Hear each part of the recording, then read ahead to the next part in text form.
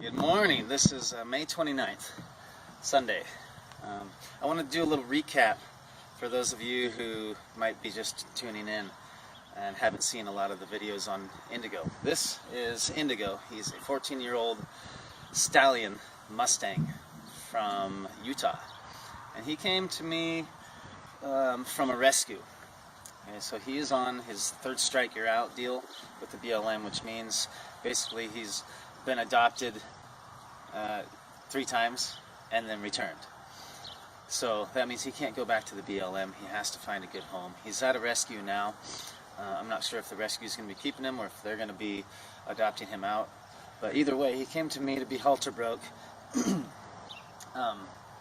The rescue's had him for almost a year, and no training has been done on him. So I'm starting out completely fresh after whatever his life has been since being captured. I don't know what he's been through as far as training, if he had any training. Did they just get shocked? They must have got zapped. I don't know if he ever had any training with other owners or anything. I don't know anything about it really. All I know is that when he came here, he was super wild and super afraid. And it's taken me a lot of work to get to this point, to be able to do the things I can do with him. So anyways, and he is a stallion, and he needs to be gelded. That's what they're planning on doing, is get him halter broke so that he can be gelded and have his feet done. Because as you can see, if you can see his feet, they haven't been taken care of at all. So that's what we're working towards with this guy. So this morning I've been working on touching his mouth, because as you can see, he is really skinny. He's actually put on a little bit of weight since he's been here, but not a whole lot. So I'm pretty sure that he's got worms, and I need to be able to give him some wormer. So I've been working on touching his mouth and around his muzzle and getting my thumbs in the corners of his mouth. So I want to show you that progress. The other thing is, the other day I kind of jumped up in the air. I don't know what I was doing, talking to somebody, and I jumped like that, and he spooked. So I've also been this morning doing that stuff, jumping up and down, doing jumping jacks, things like that, dance moves. So just to get him to be more okay with me jumping around and doing random quick movements.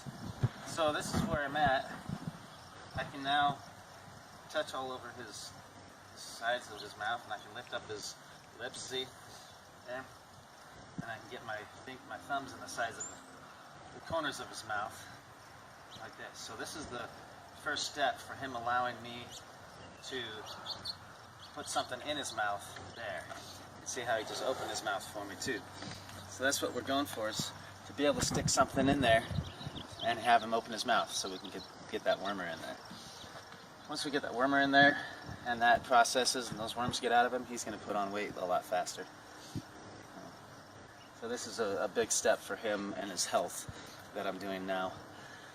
We got a few health issues that I really want to tackle with him: his feet and his weight, and then he needs to be gelded. So that's what we're going for. So let me show you. Now the other thing is, I think in yesterday's video, or one of them, the day before, I mentioned about being able to just work around him, just do whatever, like it's nothing, like it's no big deal. I'm trying to teach him that everything that I do is just an everyday thing. So when I move my hands around like this, it's not a big deal. If I walk up to him right now straight away, it shouldn't be a big deal. So he needs to just stand and deal with it. So that's what I'm trying to do, is do whatever I want to do around him like it's not a big deal. And when he wants to move around too much, then I'll be shooing him off and making him move more. So you see how I just want to get in here and head on him, and maybe I'll go back to his mouth. And then every time that he moves, there's a couple things that I do. Either, now that I've got his trust and he knows I can be around him safely, when he wants to move, the past couple of videos I've talked about sending him off and moving him a lot more. Well, today what I've been doing is just pulling the lead rope and getting his head to face me again, and then just walking right back into him. So let me show you an example of that. See if I can get him to kind of spook and move away from me, and I'll show you how I just stick right in there and walk right to him again.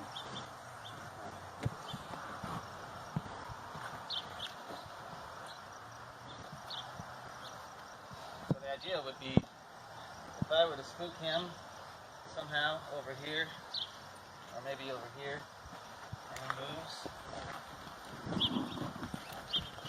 and I'm just like right here on him, sticking on him like, like right on rice. Even this. So he backed up, and I just gave a little tug on that, and I said, basically, just come back to me. So he's not really taking off. I'm moving pretty quickly too. Let's see what I can see. It's kind of hard when he doesn't do it. I want him to take off just because of something that I do. Random. Weird.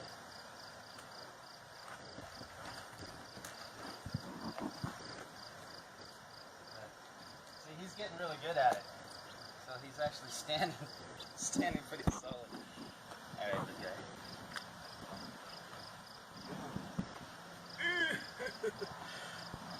Standing pretty solid. As you can see, I'm sticking right in there. So that's the new idea for today, is kind of basically sticking to him. Being right up in his bubble. I'm trying to stay right in his bubble.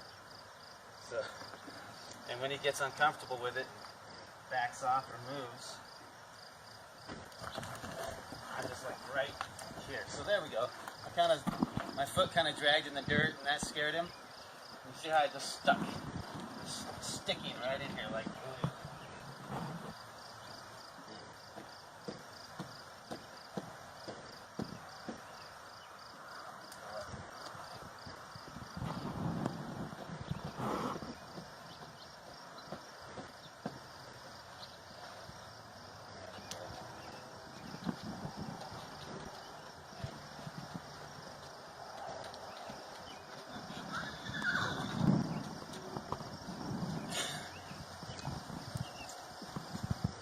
Leading a lot better without so much hesitation now. Before it would be like, he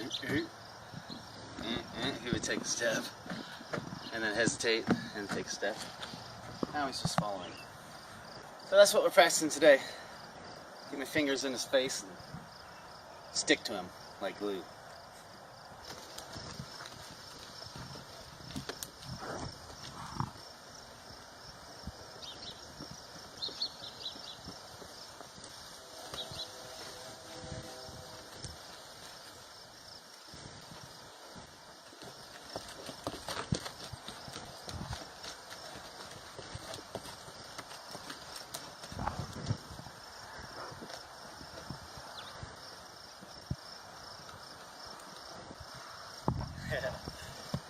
Just getting my morning workout.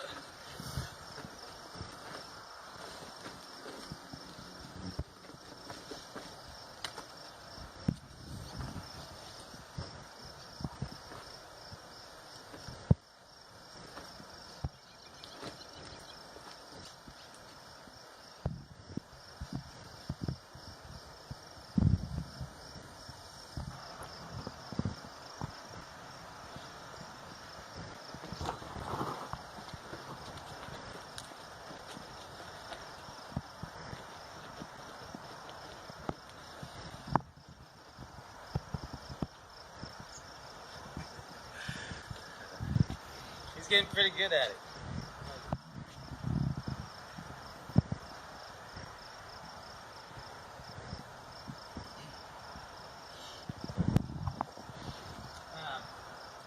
Actually, it's a good time to explain something.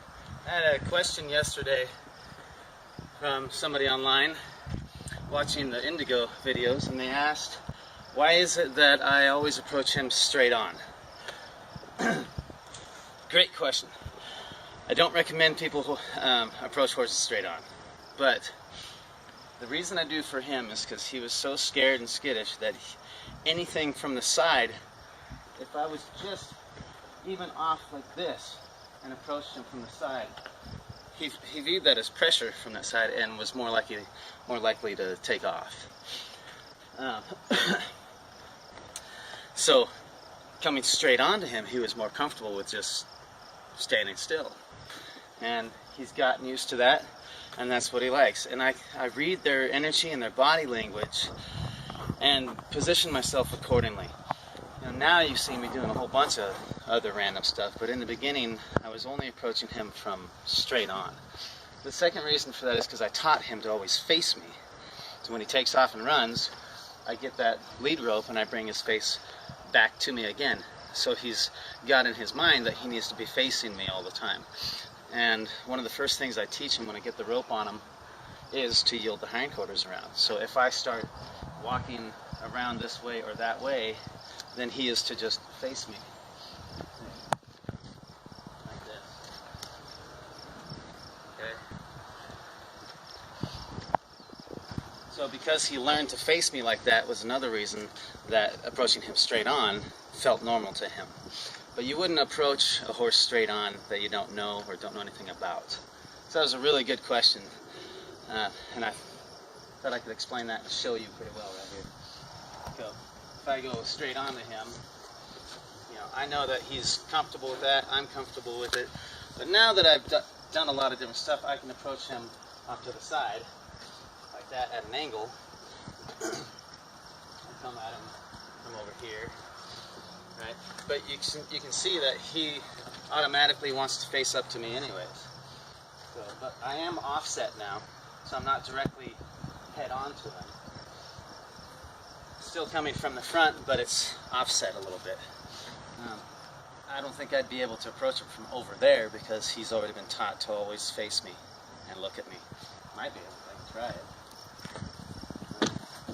See, that's what I figured he would probably just face me anyways. Good boy. And he's never once tried to kick at me, bite at me, run into me, run me over, nothing. So I feel real comfortable with this particular horse to approach him from straight on. But like I said, I don't recommend people doing that because it is pretty dangerous, and if they feel pressured, they could lunge right at you and charge you. So anyways, that's that answer.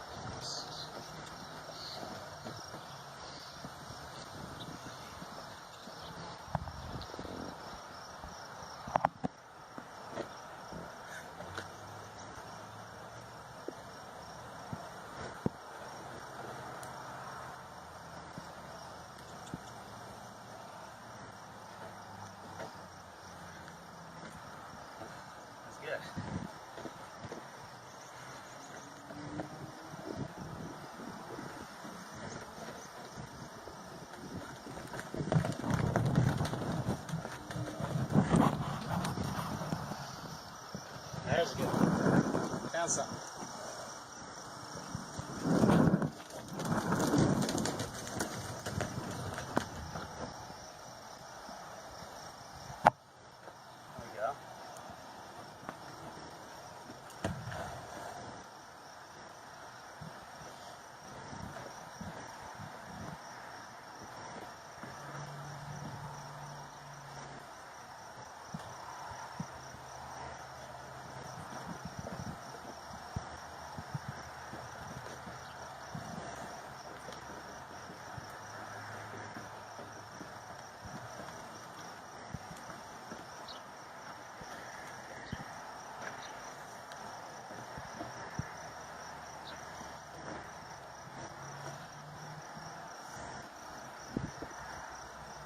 Pretty impressive.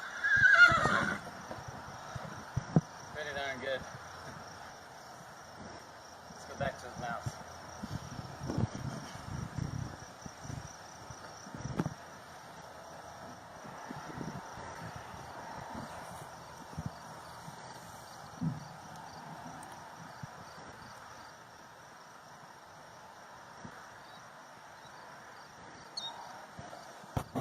I'll be able to worm him today. Good boy. That's awesome. All in a day's work.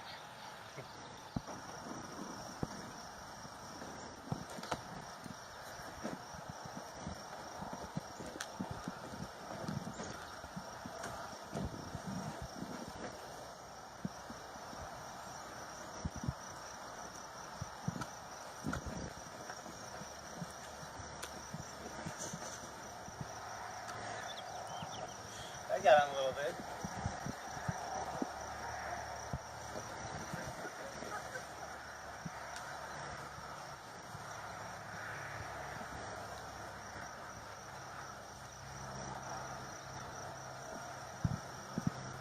Never seen my hat before.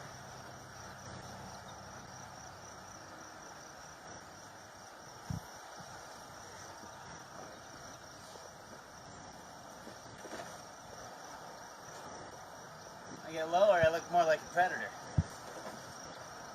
That's why when I came up before, when I was doing this one, he got super scared. I look more like a predator.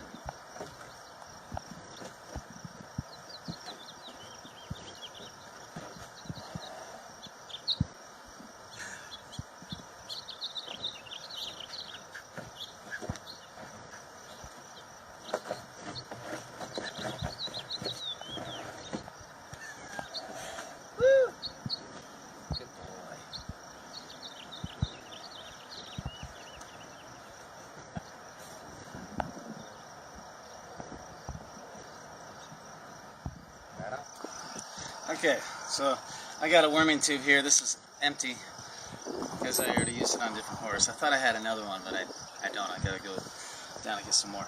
But I figured I could just practice with this, getting this into his mouth. Let's try it. Introduce that to him. Let him smell it.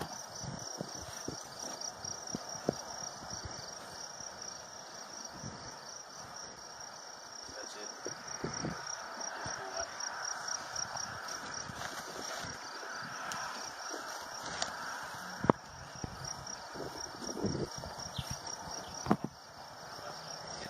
Into the corners of his mouth.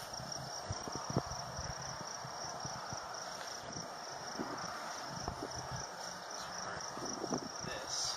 As soon as he holds still, take that away.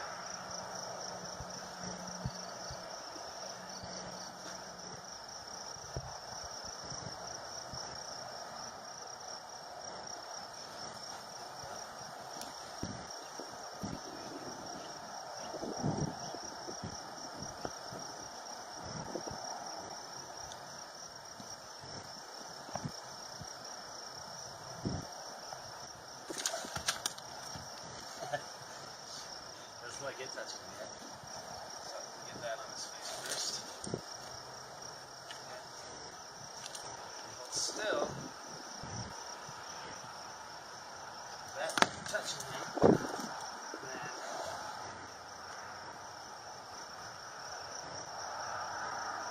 there we go. Woo! That was a close one, people.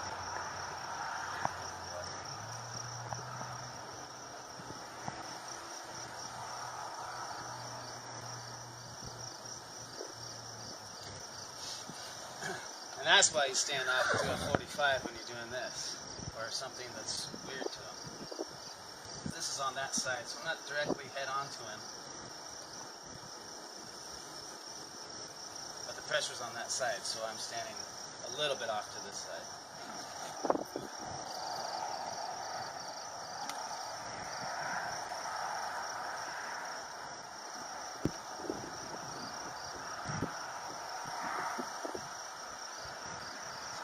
That's in his mouth. That tastes funny.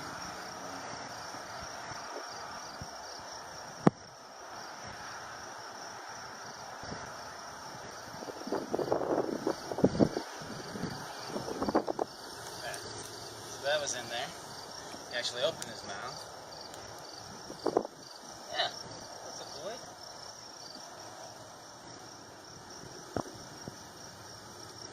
That's the first time he's ever striked or anything at something.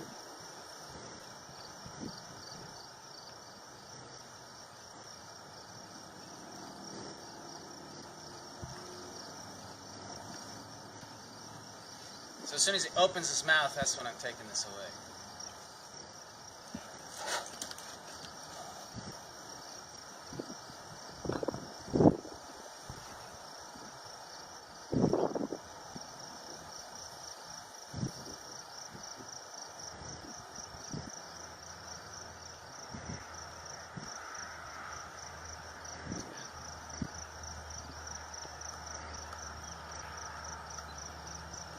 So right there, I could have easily had him wormed.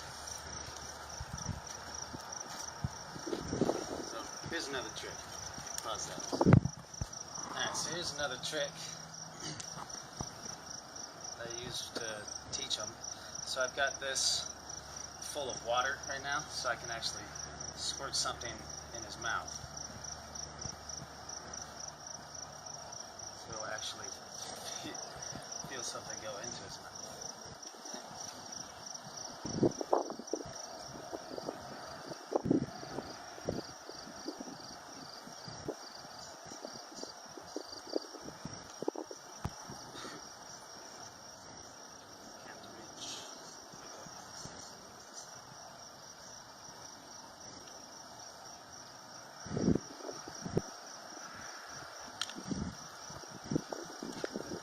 So I squirt some water in his mouth, so then it feels like the worm are going in his mouth.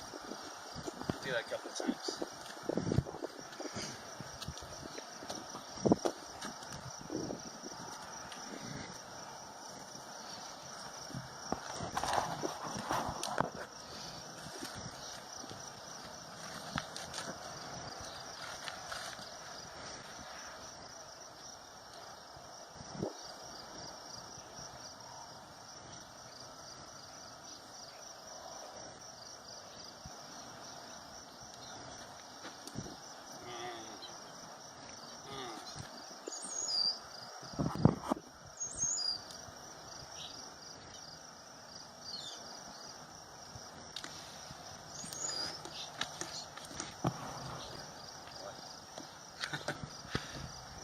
So now when I go get the real wormer, I'll be able to get the job done pretty easy.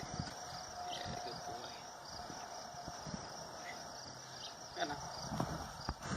Yeah, okay, so in that process of introducing the worming tube to him, you could see that he really didn't like it at first. And that's the first time he's ever striked out or bit or done anything like that.